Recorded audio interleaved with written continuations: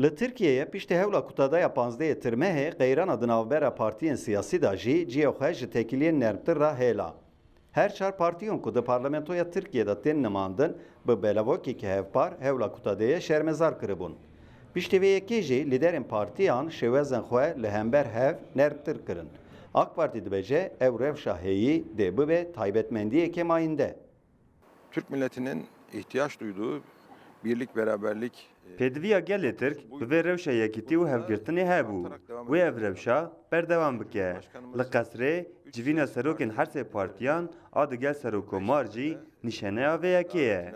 icabet etmesi, liderlerin icabet etmesi de Digel ku Serokkomar Erdoğan bi serokên AK Parti, CHP û MHP ra li qesra serokkomarî civiya ti rêveberên HDP gazî vê civînê nekir.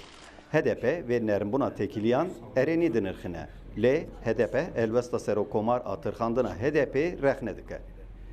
ev davet, ev teklif yani hakikaten Selahattin Demirtaş bu. İstanbul'da da mitingi wî hebû, civîn hebû.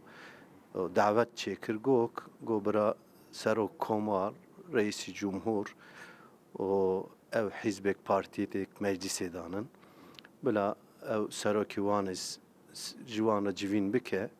Teklif me bû fakat piştî teklif parîkî nav wan da em nizanin çi çêbû fakat nav sê hîzba da ev civîn çêbû.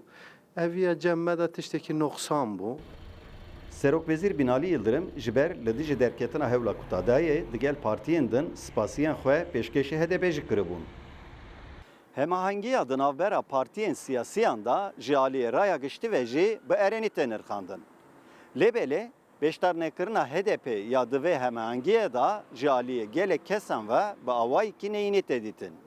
Kemal Avcı, Rûdaw, Ankara.